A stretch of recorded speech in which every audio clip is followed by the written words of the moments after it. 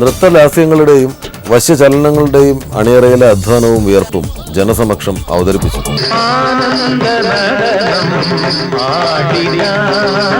മോഹൻലാലിനെ പോലൊരു നടനെ കൊണ്ട് ക്ലാസിക്കൽ ഡാൻസ് ചെയ്യിപ്പിക്കാമെന്ന് ഉള്ള ഒരു സാഹസം അതിനെ ആരാണ് പ്രേരിപ്പിച്ചത്?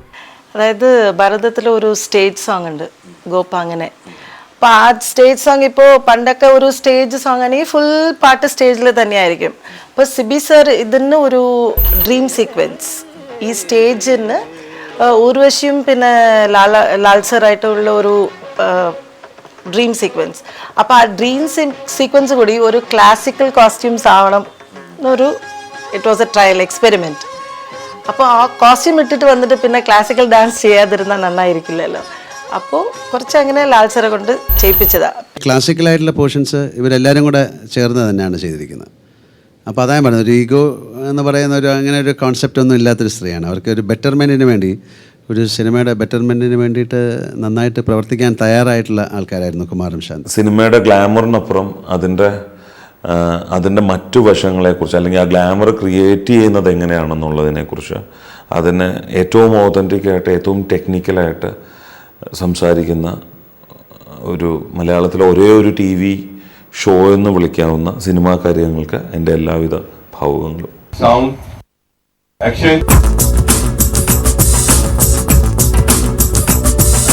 പിന്നെ ഞങ്ങൾ കടന്നു ചെന്നത് ശബ്ദങ്ങളുടെ മാന്ത്രിക ലോകത്തേക്കാണ്. സൗണ്ട് ഇഫക്റ്റിന്റെയും ശബ്ദലേഖനത്തിന്റെയും അറിയപ്പെടാത്ത സംഭാവനകളെ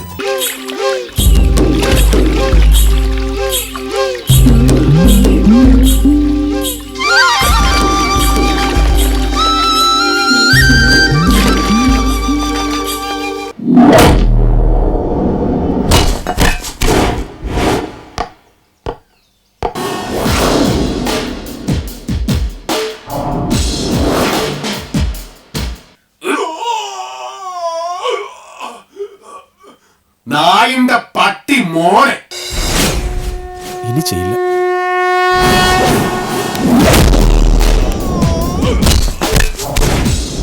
நாயிண்ட பட்டி மோன். நீங்க சொன்ன மாதிரி அந்த ஃபுட் ஸ்டெப் லெதர் வச்சு கொடுத்து இப்போ அது இல்லாத எல்லாம் ஷூ போட்டு கொடுக்குறோம்.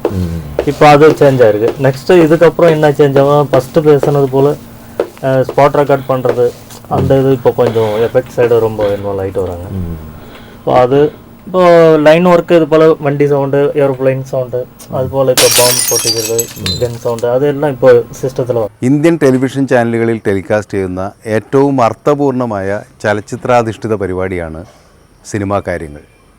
സിനിമയുടെ ടെക്നിക്കാലിറ്റീസിനെ കുറിച്ച് ഇത്രയും ഗൗരവവും ഡീറ്റെയിൽസുമായിട്ടുള്ള മറ്റൊരു പരിപാടി ഞാൻ ഇതുവരെയും ഒരു ചാനലിലും കണ്ടിട്ടില്ല. ഏതായാലും സിനിമാ കാര്യങ്ങൾക്ക് എല്ലാവിധ അഭിനന്ദനങ്ങളും.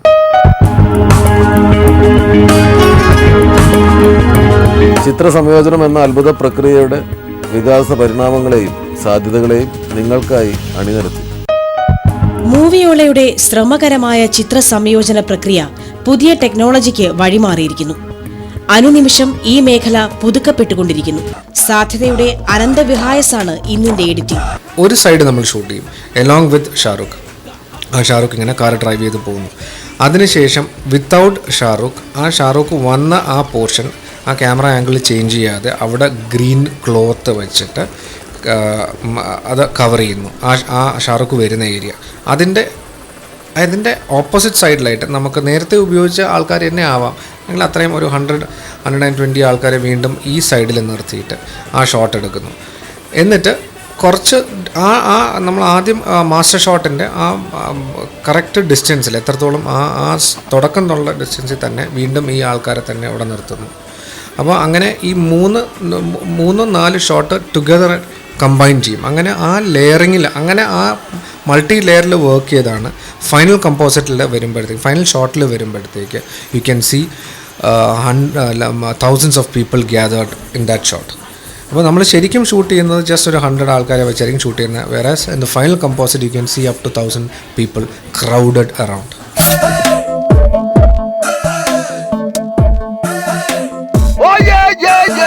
ഗ്രാഫിക്സിന്റെ ഐന്ദ്രജാല സാധ്യതകൾ തെളിഞ്ഞ എപ്പിസോഡുകൾ ചലച്ചിത്ര വിദ്യാർത്ഥികൾക്ക് പാഠങ്ങൾ പകർന്നു. എടി, നിന്നെ കുറിച്ച് ശരിക്കും മനസ്സിലാക്കിയിട്ടാണ് അയാൾ പ്രപ്പോസൽ വെച്ചത്. നിന്നെ ഇഷ്ടപ്പെട്ടിട്ട്. അയാൾക്ക് നിന്നെ പോലെ നല്ല മനസ്സുള്ളൊരു കുട്ടിയാണ് വേണ്ടത്. ഭാമേ, ഇനി ഈ വിഷയം വെറുതെ പറഞ്ഞു നീട്ടണ്ട. ഞാനില്ല, എന്നെ വിട്ടേക്കെല്ലാരും. എടി, നിന്നെ കുറിച്ച് ശരിക്കും മനസ്സിലാക്കിയിട്ടാണ് അയാൾ പ്രപ്പോസൽ വെച്ചത്, നിന്നെ ഇഷ്ടപ്പെട്ടിട്ട്. അയാൾക്ക് നിന്നെ പോലെ നല്ല മനസ്സുള്ളൊരു കുട്ടിയാണ് വേണ്ടത്. ഭാമേ, ഇനി ഈ വിഷയം വെറുതെ പറഞ്ഞു നീട്ടണ്ട.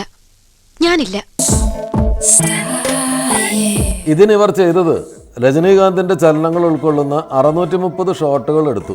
പിന്നീട് ജാക്കി എന്ന ഒരു വിദേശ വനിതയുടെ 630 ഷോട്ടുകൾ അതേ ചലനങ്ങളോടെ ചിത്രീകരിച്ചു. ഗ്രാഫിക്സിൽ ജാക്കിയുടെ ചർമ്മതലം മാത്രം എടുത്ത് രജനീകാന്തിൻ്റെ ശരീരത്തിൽ ഗ്രാഫ്റ്റ് ചെയ്യുകയായിരുന്നു. ഡിജിറ്റൽ സ്കിൻ ഗ്രാഫ്റ്റിംഗ് എന്നാണ് ഈ സാങ്കേതിക വിദ്യ അറിയപ്പെടുന്നത്. 6.5 മിനിറ്റ് ദൈർഘ്യമുള്ള സ്ക്രീൻ ടൈമിന് നിരവധി പേരുടെ 1 വർഷത്തിലധികം നീണ്ട അധ്വാനമുണ്ട്.